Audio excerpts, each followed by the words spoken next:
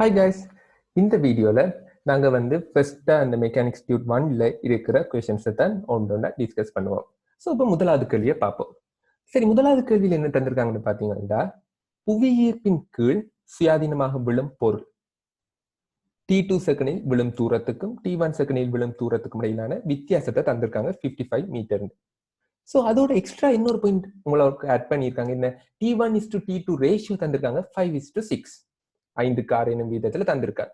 So இப்ப கேட்ட கேள்வி என்ன, T2 செகண்டில் பொருள் விழும் தூரம் என்னவா? ஸோ இப்ப பார்ப்போம், T2 செகண்ட்ல எவ்வளவு பொருள் விழுகிற தூரம். ஸோ இப்ப இந்த கேள்வி, இப்போ ஒரு கேள்வியை நீங்க அணுகும் போது என்ன செய்யணும்னா, ஃபர்ஸ்ட் இது என்ன தியரிக்குள்ள வரப்போகுது. ஸோ இப்ப டிரெக்டாவே தெரியும் இது மெக்கானிக்ஸ் பாடம். ஸோ மெக்கானிக்ஸ் பாடத்துல என்ன தியரிக்க வரப்போகுதுன்னு பாத்தீங்கன்னா, நேர்கோட்டு இயக்கம், லீனியர் மோஷன், அந்த பாடத்துக்குள்ளதான் வருது, அந்த செக்ஷனுக்குள்ள. அடுத்தது அதுல இருக்கிற சமன்பாட்டுல இந்த கேள்விக்கு என்ன ஈக்குவேஷன் யூஸ் பண்ணணும். ஸோ இப்ப பாத்தீங்கன்னா நேர்கோட்டு இயக்க சமன்பாடுகளே 4-5 தெரியும். ஸோ இப்ப பாத்தீங்கன்னா அதுலயும் என்ன சமன்பாடு யூஸ் பண்ணணும்னு கண்டுபிடிக்கணும். அதுதான் முக்கியமான விஷயம். அதையும் நீங்க என்ன செய்யணும், இயன்ற அளவுக்கு ஸ்பீடா கண்டுபிடிச்சிடணும். காரணம் என்ன, உங்களுக்கான ஈஸியான கேள்வி. ஆனா என்ன செய்யணும், டைமை கூட இதுல வேஸ்ட் பண்ணக்கூடாது. அதோட சரியாவும் கெஸ் பண்ணிடணும் ஃபர்ஸ்ட் டைம். ஸோ இப்ப என்னென்ன தரவு தந்திருக்கான்னு பார்ப்போம். ஸோ புவியீர்ப்பின் கீழ் சுயாதீனமாக விழவிடப்படுற, ஸோ அவர் எரியல் என்ன நடக்கிற, சுயாதீனமா விழவிடப்படுற. ஸோ கட்டாயம் என்னவா இருக்க போகுது, இதுல மறைமுகமா இருக்கிற தரவு என்னது, ஆரம்ப வேகம் u என்னவா இருக்க போகுது, 0வா இருக்க போகுது. இனிஷியல் வெலோசிட்டி 0, ஏன்னா சுயாதீனமாக விழவிடப்படுற. ஸோ அப்ப அடுத்தது தந்திருக்கான் T2 செகண்டில். ஸோ ஒரு டைம் வருது. அடுத்தது T1 செகண்டிலும் தந்திருக்கான். ஸோ 2 டைம் வருது. ஸோ T எடுத்துடலாம், u தெரியும், T தெரியும். அடுத்த முக்கியமான விஷயம், தூரங்களுக்கு இடையிலான வித்தியாசம், அதாவது தூரம் இடப்பெயர்ச்சி. ஸோ அதையும் தொடர்பு படுத்துற மாதிரி என்ன தேவை, எஸ்ஸும் வரணும். ஸோ இதை வச்சு சொல்லுங்க பார்ப்போம், என்ன சமன்பாடு இதுல யூஸ் பண்ண போறோம். கட்டாயமா சொல்லாம என்னது, s=ut + ½ ஏன்னா நான் இப்ப அந்த கேள்வியை பார்க்குறேன், கேள்வியில இருந்து என்னென்ன தரவுகள் இருக்கு தந்திருக்காங்க எடுக்கிறேன், அதை வச்சு சமன்பாடையும் கெஸ் பண்ணிட்டேன். ஸோ இப்ப அடுத்தது பார்க்க வேண்டியது என்னவா இருக்க போகுது.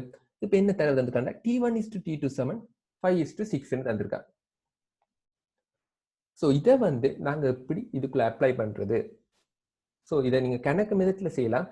ஆனா பெரும்பாலான செய்ய இயன்ற அளவுக்கு தவிர்க்கக்கூடிய மெதட் என்னன்னு பாத்தீங்கன்னா, சில பேர் என்ன எடுப்பீங்கல்ல, T1 டீன்னு எடுக்கிறது, டீன்னு ஒரு ஃபிக்ஸ்டான வேல்யூவா எடுப்பீங்க. ஏன்னா சமன்பாடுகளை பிரதியிட T1:T2 போடாம டிரெக்டாவே T1க்கு பதிலாக டீன்னு போட்டீங்கன்னா, T2க்கு பதிலாக என்ன வேல்யூ வருதுன்னு கண்டுபிடிக்கலாம். அதை எப்படி கண்டுபிடிக்கலாம், T1/T2 தான் என்ன வந்திருக்கு, 5/6. அதாவது அந்த விகிதத்தை இப்படி இந்த பின்னமாளி இல்லாம என்னது 5/6.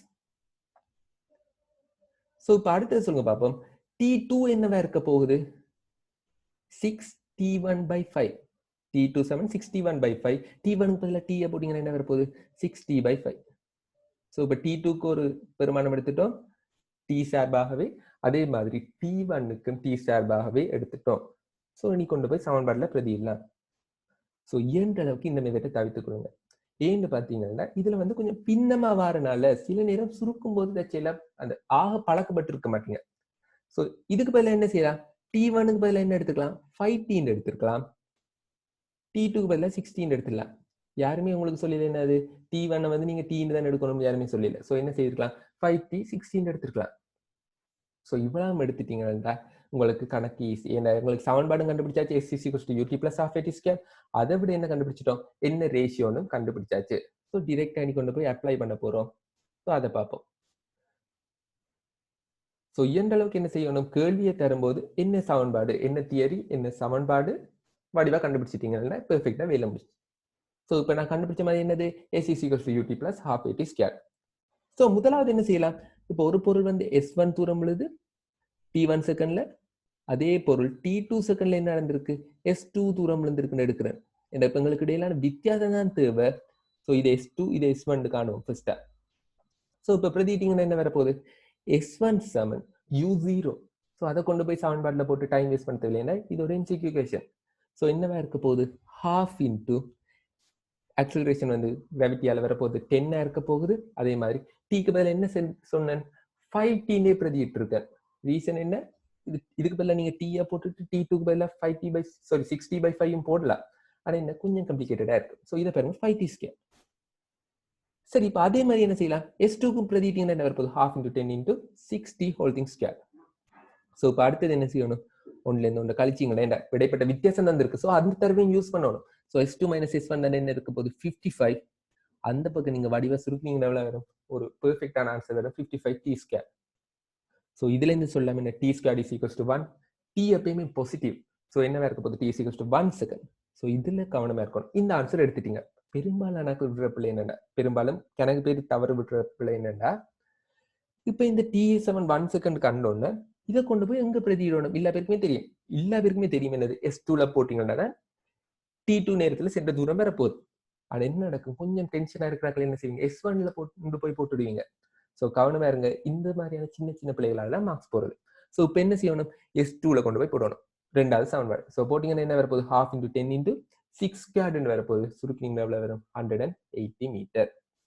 ஸோ இதுல முக்கியம் கொஞ்சம் ஈஸியான கேள்விதான். ஆனா கொஞ்சம் ஸ்பீடா செய்யணும். அதே போல பிழை விடாம செய்யணும். அவ்வளவுதான் முக்கியம். ஸோ இப்போ இந்த கேள்வியை பார்ப்போம். உருவில் காணப்படுகின்றவாறு ஒரு பொருள் கிடையுடன் கோணம் தீட்டாவை ஆக்குகின்ற ஒரு திசையில் வேகம் வியுடன் ஈர்ப்பின் கீழ் எறியப்படுகிறது. நேரம் t-யுடன் பொருளின் வேகத்தின் கிடை vh கூறினதும் நிலைக்குத்து அதாவது வெர்டிகல் vy கூறினதும் மாறலை கேட்டிருக்கு. ஸோ இப்ப கிடைக்கூறு ஒரு எரிய பாதையில ஒரு projectile மோஷன்ல horizontal component வெலோசிட்டியின் horizontal component எப்படி மாறும், அதே மாதிரி வெர்டிகல் கம்போனன்ட் எப்படி மாறும்னு கேட்டிருக்காங்க. ஸோ இப்போ உங்களுக்கு தெரியும் என்னது? இவ்வளவு நாள் படிச்சதுலேயே தெரியும். ஹொரிசோண்டல் கம்போனன்ட் அதாவது கிடைக்கூறு, வேகத்தின் கிடைக்கூறு எப்பயுமே மாறாது. ஏன்னா பெரும்பாலான கணக்கு வழித்தடைய புறக்கணிக்க தான் சொல்ல போறாங்க. ஸோ கிடைக்கூறு எப்பயுமே மாறாது. ஸோ அதை வச்சு என்னது பிள்ளையான ஆன்சர் எது வரும்னு பாத்தீங்களா? என்ன நடந்திருக்கு? அதாவது VH மாறாத ஒரு கோடா இருக்கணும். ஸோ இந்த ஆன்சர் சரி வரும், இந்த ஆன்சரும் சரி வரப்போகுது, இந்த ஆன்சரும் சரி வரும், இந்த ஆன்சரும் சரி வரும். ஸோ ஒரே ஒரு ஆன்சரை தான் நாங்கள் கட் பண்ணியிருக்கோம். 4th ஆன்சரை கட் பண்ணியாச்சு. ஸோ இப்போ அடுத்தது பார்ப்போம் நிலைக்குத்து கூறு. ஸோ நிலைக்குத்து கூறு கூடுமா குறையுமா? இது எல்லா பேருக்குமே தெரியும். என்ன? கீழே இருந்து ஒரு பந்து வீசினீங்கன்னா போக போக என்ன நடக்க போகுது? நிலைக்குத்து கூறு அதாவது மேல் நோக்கின வேகம் என்ன செய்ய போகுது? குறைஞ்சு பிறகு எதிர் திசையில கூட போகுது. ஸோ நிலைக்குத்து கூறு என்ன நடக்க போகுது? போக போக குறைய போகுது. பிறகு என்ன செய்ய போகுது? திருப்பி வரும்போது வேகம் வந்து கூடிட்டே போக போகுது கீழ் நோக்கி. ஸோ இப்ப சொல்லுங்க பாப்போம், இதுல என்ன கூறு வரப்போகுதுன்னு பாத்தீங்கன்னா, ஆரம்பத்திலேயே ஒரு நிலைக்குத்து கூறு இருக்கு. ஆரம்பத்திலேயே ஒரு நிலைக்குத்து கூறு இருக்கு. ஸோ என்ன செய்யலாம்? இதுக்கு பாத்தீங்கன்னா விவி எதுல தொடங்குது? இந்த இடத்துல இருந்து தொடங்குது. நிலைக்குத்து கூறு இருக்கு. ஆகவே இது வந்து பிள்ளையா இருக்க போகுது. என்ன? 0ல இருந்து தொடங்குது. அதே மாதிரி தான் இந்த கேஸ் என்னவா இருக்க போகுது? 0ல இருந்து தொடங்குது. ஸோ இவரும் பிள்ளை. சரி, இப்ப அடுத்தது பார்ப்போம், இந்த கூறு வருமா? ஸோ இவரும் என்ன செய்யறார்? ஒரே டிரெக்ஷன்லயே இருக்கிறாங்க. அதாவது என்ன நடந்திருக்கு? வி வந்து ஒரு பிளஸ்லயே இருக்கு. இங்க பாருங்க, அதாவது வி வந்து பிளஸ் கூறுல மேல மட்டும்தான் இருக்கு வி. அப்படின்னு என்னது? எல்லாமே ஒரே திசையில வேகம் இருக்க போகுது. மேல போகும்போது வேகம் மேல் நோக்கி இருந்துச்சு. இதுக்கு பிறகு போல் வந்து கீழே வரும்போது என்ன நடக்க போகுது? அந்த வேகம் கீழ் நோக்கி இருக்க போகுது. சோ திசை மாற போகுது. சோ இப்ப பாத்தீங்கன்னா என்ன நடந்திருக்கு? இப்படி வார பந்து வந்து கீழ் நோக்கி வரணும். சோ வேகம் வந்து மைனஸ்ல காட்டணும். சோ எத்தனையாவது ஆன்சர்? 5th answer. சோ இதுல வந்து இன்னும் ஒரு சுவாரஸ்யமான பாயிண்ட் என்னன்னா, தச்சையில உங்களுக்கு இவ்வாறு கிராஃப் வந்து இதையும் கீழே தந்திருக்காங்க வெப்பமன். இப்படியே வந்து வளைஞ்சு வருது, இதுவும் அப்படியே வளைஞ்சு கீழே போகுது, வளைஞ்சிருக்குன்னு வைப்போம். ஸோ இப்ப அடுத்த பிரச்சனை வரும் என்னது? கிராஃப் வந்து வளைஞ்சு இருக்கலாமா, வழித்தடையை புறக்கணிக்கலாம்னு வைப்போம். இப்படி கிராஃப் வந்து வளைஞ்சு வருமானு எப்படி கண்டுபிடிக்கலாம்? ஸோ இயன்ற அளவுக்கு என்ன செய்யணும்? இப்ப நீங்க ஒவ்வொரு கிராஃபையும் பார்த்து தட்டி ஆன்சர் எடுத்துடலாம். இது கொஞ்சம் எக்ஸ்ட்ரா படிக்கலாம் தானே, இப்ப வந்து எக்ஸாம்ல தானே. ஸோ எக்ஸ்ட்ரா பார்க்கலாம்னு சொல்லலாம். இந்த கிராஃப் வளைஞ்சு வருமா நேர்கோடா வருமானு எப்படி கண்டுபிடிக்கணும்? அப்படி நீங்க கண்டுபிடிக்கணும்னா கட்டாயமா அந்த கிராஃப்கான ஈக்குவேஷன் நீங்க எடுத்துதான் ஆகணும். ஒரு கிராஃப்கான ஈக்குவேஷன் எடுத்தீங்கன்னா தான் என்ன செய்யலாம்? அந்த கிராஃப் வந்து வளைய போதா இல்லாட்டி நேரா வருமானது கண்டுபிடிக்கலாம். ஸோ இப்போ உங்களுக்கு தெரியும் என்னது? V7 U plus 80 தான் ஈக்குவேஷன் யூஸ் பண்ண போறோம். ஏன் இந்த ஈக்குவேஷனை யூஸ் பண்ண போறோம்? எங்களுக்கு கிராஃப் கேட்டிருக்கு என்னது? அதாவது நிலைக்குத்தான இறுதி வேகம் t நேரத்தின் பின். ஆரம்ப வேகம் எங்களுக்கு தெரியும் என்னது? b னுடைய sin θ கூறு தான் ஆரம்ப வேகம். ஸோ இப்போ நாங்க மேல் நோக்கி யூஸ் பண்ணோம்னா v is equals to U plus 80. இதுதான் கிராஃப். y ஆக்சிஸ்ல வர்றது vv, அதாவது வெர்டிகல் வெலோசிட்டி. நிலைக்குத்து வேர் தான் என்னது vvன்னு தரப்பட்டிருக்கு. u என்னவா இருக்குது v sin theta. ஸோ அடுத்தது ஏர் முதல் போகும்போது கட்டாயமா மைனஸ்ல வரணும், minus g into T. So இதுல பெரும்பாலான ஆக்களுக்கு டவுட் வரும் என்னது v sin thetaன்னு போட்டது என்னது, ஏன்டா ஆரம்பத்துல வேகம் அவன் தந்திருக்கான் வீண்டு, வளமையா நாங்க யூன்னு யூஸ் பண்ணோம், அவன் தந்திருக்கான் வீண்டு.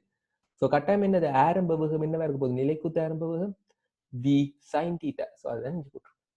ஸோ இந்த v sin theta என்ன நடக்கும், மாறாது. இது ஒரு கன்ஸ்டன்ட் பெருமானம். ஏன் ஆரம்ப வேகத்தை அவன் மாத்தல, எதை மாத்துறான், நேரத்தை தான் மாத்துறான். நேரத்தோட எப்படி மாறும்னு தான் கேட்கறாங்க. ஸோ ஆரம்ப வேகம் மாறல. ஸோ இதை நீங்க ஒரு கிராஃபுக்கான ஈக்குவேஷனை மாத்தினீங்கன்னா எப்படி வரப்போகுது, v சமன் minus gt plus v sin theta. So இது ஒரு கன்ஸ்டன்ட். ஸோ இப்போ பாத்தீங்கன்னா என்ன ஈக்குவேஷன் வந்திருக்கு, y is equal to mx plus c. இந்த கிரேடியன்ட் பாருங்க, m பாத்தீங்கன்னா என்ன நடக்க போகுது, இந்த படித்திறன் மைனஸ்ல வந்திருக்கு. இந்த பெருமானத்தை பாருங்க, மைனஸ் ஜி தான் படித்திறன். ஸோ என்ன வேல்யூ எப்படி வரப்போகுது, மைனஸ்ல. ஸோ அதனாலதான் கிராஃப் என்ன நடந்திருக்குன்னு பாருங்க, எதிர் திசையில வந்திருக்கும். அதாவது சரிஞ்சிட்டு போயிருக்க போது, கீழ் நோக்கிய ஒரு சரிவுல இந்த கிராஃப் வந்திருக்கிறதுக்கு ரீசன் இந்த படித்திறன் வந்து மைனஸ்ல வந்திருக்கு. ஆனா உண்மையிலேயே இவ்வளத்தையும் நீங்க டீடைல்டா அனலைஸ் பண்ணி தான் கிராஃபை பார்க்கணுமா, இல்ல. ஏன் மீதி கிராஃப் நீங்க பார்த்து தட்டிட்டு வந்தீங்கன்னாவே இந்த கிராஃபை கண்டுபிடிச்சிடலாம். ஸோ ஒரு நேர்கோட்டுல கிராஃப் இருந்தா இல்லையான்னு எப்படி கண்டுபிடிக்கணும், அதுக்கு நீங்க ஒரு ஈக்குவேஷன் எடுத்து தான் பார்க்கணும். So y equals to mx plus c வந்து என்னது, அது ஒரு நேர்கோட்டு கிராஃப்கான ஈக்குவேஷன். ஸோ அவ்வாறு தான் பார்க்க போறோம். ஸோ இப்போ அடுத்த கேள்வி பார்ப்போம். ஒரு பொறியின் ஏ பி என்னும் இரு சில்லுகள் ஒரு பொது அச்சு பற்றி முறையே ஒமேகா1 ஒமேகா2 என்னும் கோணக்கதிகளுடன் ஒரே திசையில் சுழல்கின்றது. ஒரு ஏயை பார்க்கணும். சுழற்சி அச்சை பற்றி ஏயின் சடத்துவ திருப்பம் I1 தந்திருக்கு, அதே மாதிரி பியினுடைய சடத்துவ திருப்பம் I2 தந்திருக்கு. ஒரு குறித்த கணத்தில் இரு சீல்களும் இறுக்கமாக அழுத்தப்படும் வரைக்கும் ஒன்றை ஒன்று நோக்கி தள்ளப்படும். சோ நன்றாக அமர்த்துறாங்களா, ரெண்டையும் சேர்க்க போறாங்க. அதே வேளை தொகுதி நழுவாமல் ஒரு பொது கோணக்கதி ஒமேகாவுடன் சுழல்கின்றது. சோ ஒரு பொதுவான ஒரு கோணக்கதியோட சுழல தொடங்குது. அமர்த்தியோ சேர்த்தோன்னு என்ன நடந்திருக்கு, ஒமேகாவோட சுழல தொடங்கி இருக்கு. சோ இப்ப கேட்டிருக்கு ஒமேகாவின் பெருமானம். சோ இப்ப நான் ஏற்கனவே சொன்ன மாதிரி இதுல என்ன தியரி ஃபர்ஸ்டா யூஸ் பண்ண போறோம். சோ இப்ப பாத்தீங்கன்னா இதுல சடத்துவ திருப்பம் தந்திருக்கு, அதுவும் பாத்தீங்கன்னா ரெண்டு சேர்க்க போறாங்க, ரெண்டு சுழண்டு கொண்டிருக்கிற பொருட்களை சேர்க்க போறோம். சோ இப்ப இதுல வந்து ரெண்டு தொகுதியை நாங்க சேர்க்கும் போது நாங்க என்ன ரூல் யூஸ் பண்ண போறோம், என்ன தியரி இருக்க வரப்போகுது, கோணுந்த காப்பு தத்துவம். சோ கோணுந்த காப்பு தத்துவம் என்ன, புறமுறுக்கம் இல்லாத விடத்து கோணவுந்தம் எப்போதும் காக்கப்படும். புறமுறுக்கம் இல்லாத விடத்து. சோ அவ்வளவுக்கு கஷ்டப்பட்டு யோசிக்க தேவையில்லை. உந்த காப்பு விதியின் சுழற்சி இயக்கத்துல அதை வந்து கோணுந்த காப்பு தத்துவம்னு சொல்ல போறோம். உந்த காப்பு விதியின் என்ன, புறவிசை தொழிற்படாத விடத்து தொகுதியின் மொத்தம் தான் காக்கப்படும். புறவிசை இல்லாட்டி தொகுதியின் மொத்தம் தான் காக்கப்படும். அதே மாதிரி கோணவுந்த காப்பு தத்துவம் என்ன சொல்லுது, புறமுறுக்கம் இல்லாட்டி, ஏன்னா விசைதான் என்ன நடக்க போகுது, ஒரு நேர்கோட்டு இயக்கத்தை ஸ்டார்ட் பண்ற மாதிரி. அதே மாதிரி என்னவா இருக்க போகுது, ஒரு புறமுறுக்கம் தான் இந்த சுழற்சி இயக்கத்துல மாற்றத்தை ஏற்படுத்து. சோ இந்த சுழற்சி இயக்கத்தை ஏற்படுத்துறது புறமுறுக்கம். சோ இந்த புறமுறுக்கம் வந்து தொழிற்படாத விடத்து, அதாவது நீங்க ரெண்டையும் சேர்க்கும் போது புறமுறுக்கம் தொழிற்படாதா, என்ன நடக்கும், இவர் வந்து ஸ்பீடா சுத்துறான்னு வைப்போம், இவர் ஸ்பீடா சுத்தினா என்ன நடக்கும், இவர் ஸ்லோவா தான் சுத்துறான்னு வைப்போம். சோ இப்ப ரெண்டையும் சேர்த்தோன்னு என்ன நடக்கும், இவர் என்ன செய்வார், இந்த தட்டை என்ன செய்வார், இவரை இன்னும் பிடிச்சு இழுப்பாரு, என்ன ஸ்பீடா சுத்துறாரு, இவர்கிட்ட வேகத்துக்கு இவரை இழுக்க பார்ப்பார். ஆனா ஒமேகா2 என்ன செய்வார், இந்த தட்டு என்ன செய்ய போறாரு, அதாவது பி தட்டு, இவர் வந்து எந்த அளவுக்கு தண்டை வேகத்தை கொஞ்சம் குறைப்போம், இவர்கிட்ட வேகத்தையும் சேர்த்து குறைப்போம்னு குறைக்க பார்ப்பார். சோ ரெண்டும் கடைசியில ஃபைனலா ஒரு வேகத்துக்கு வரப்போகுது, ஒரே கோண வேகத்துக்கு. சோ இதுதான் என்ன நடந்திருக்கு, கோணம் இந்த காப்பு தத்துவம். சோ இப்ப இதுல என்ன நடந்திருக்குன்னு பாத்தீங்கன்னா, இவர் வந்து என்ன நடந்திருப்பார், இந்த தட்டு வந்து இந்த தட்டு மேல ஒரு விசையை கொடுத்திருப்பார். அதே மாதிரி அதுக்கு நியூட்டன 3ஆம் விதி மாதிரி என்ன நடக்க போகுது, இந்த விசையினுடைய இந்த விசையால ஒரு முறுக்கம் வந்திருக்கு. சோ இந்த முறுக்கத்தினுடைய எதிர் முறுக்கம் எங்க வந்திருக்கு, இந்த தட்டுல வந்திருக்கு. சோ டோட்டலா பாத்தீங்கன்னா என்ன நடக்க போகுது, புறமுறுக்கம் இருக்காது, ரெண்டு தட்டையும் சேர்க்கும் போது புறமுறுக்கம் இருக்காது. சோ புறமுறுக்கம் இல்ல. சோ என்னத்தை பயன்படுத்தலாம், கோணுந்த காப்பு தத்துவம். சோ இப்போ இதை கண்டுபிடிச்சாச்சு, கோணுந்த காப்பு தத்துவத்தை கண்டுபிடிச்ச பிறகு அடுத்த வேலை என்ன, டிரெக்டா சமன்பாட்டுல போட போறீங்க. சோ இதுல முக்கியமான விஷயம் என்னன்னா, இந்த கேள்வியில பாத்தீங்கன்னா என்னது, கோணுந்தத்துக்கு என்ன நடக்க போகுது, திசை இருக்க போகுது, அது எல்லா பேருக்குமே தெரிஞ்சுக்கணும். சோ இப்ப பாத்தீங்கன்னா இப்பாறு ஒரு சுத்துற பொருள்ல கோணுந்தத்தினுடைய திசை எந்த பக்கமா இருக்க போகுது, இந்த பக்கமா இருக்குது, அச்சின் வழியே வலது பக்கமா இருக்கும். எப்படி அதை கண்டுபிடிக்கலாம், உங்களோட கை விரல்ல வலது கையில 4 விரல்களை பெருவிரல் தவிர்ந்த 4 விரல்களை அந்த சுத்துற பக்கம் அந்த சில் சுத்துற பக்கம் வழியா வச்சீங்கன்னா பெருவிரல் எந்த டிரெக்ஷனை காட்டும்னு பாருங்க. உங்களோட கையில வலக்கையில இருக்கிற பெருவிரல்கள் தவிர்ந்த ஏனைய 4 விரல்களை அந்த சில் சுத்துற திசையில நீங்க சுத்தி வளைச்சு பாருங்க. இந்த பெருவிரல் எந்த டிரெக்ஷன்ல இருக்கோ அதுதான் கோண உந்தத்தின் திசை. சோ அதே மாதிரி இவர்ட்ட திசையும் என்னது, நாங்க இந்த பக்கமா தள்ளுறோம் தவிர உண்மையிலே இந்த கோண உந்தத்தின் திசை என்னவா இருக்க போகுது, இவரும் அதே பக்கம் தான் சுத்துற. சோ என்ன நடக்க போகுது, இந்த பக்கம் தான் இருக்க போகுது. சோ கோண உந்த காப்பு தத்துவத்தை பயன்படுத்தும் போது திசையை பார்க்கணும், ஏன்னா அது ஒரு காவிக்கணியம். சோ இதுல 2 முறை திசை, சோ பிரச்சனை இல்லை. சோ இப்ப நாங்க பாத்தீங்களா என்ன வருதுன்னு பார்ப்போம். சோ கோண உந்த காப்பு தத்துவப்படி ஃபர்ஸ்ட் ஆரம்பத்துல தெரியும் என்னது, முதலாவது தட்டு I1 தந்திருக்குது சடத்துவ திருப்பம், அதன கோண வேகம் ஒமேகா1 பிளஸ் தானே ரெண்டும் ஒரே திசையில தான் வந்திருக்கு. சோ I2 into ஒமேகா2 சமன். இப்ப ரெண்டையும் சேர்த்த பிறகு என்ன நடந்திருக்கும், சடத்துவ திருப்பம் அட் ஆகிருக்கும். ஏன்னா ஃபர்ஸ்டாவும் நாங்க ஒரு அச்சு பற்றி தான் சொன்னோம், அதே அச்சு பற்றி தான் I2 சடத்துவ திருப்பையும் கண்டிருக்கோம். சோ ரெண்டையும் சேர்த்த பிறகு ஒரே அச்சுல தான் நாங்க சடத்துவ திருப்பு பார்க்க போறோம். இப்படி வரப்போகுது I1 plus I2 into பொதுவான கோணம் ஒமேகா1.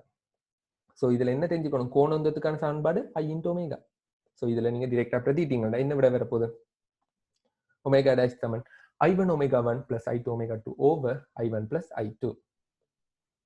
சோ இந்த வீடியோல கட்டாயமா உங்களுக்கு முதல் 3 கேள்விகளும் படிவா விளங்கி இருக்கும்னு நினைக்கிறேன். சோ அடுத்தடுத்த வீடியோக்குள்ள அடுத்த क्वेश्चंस பார்ப்போம். Thank you.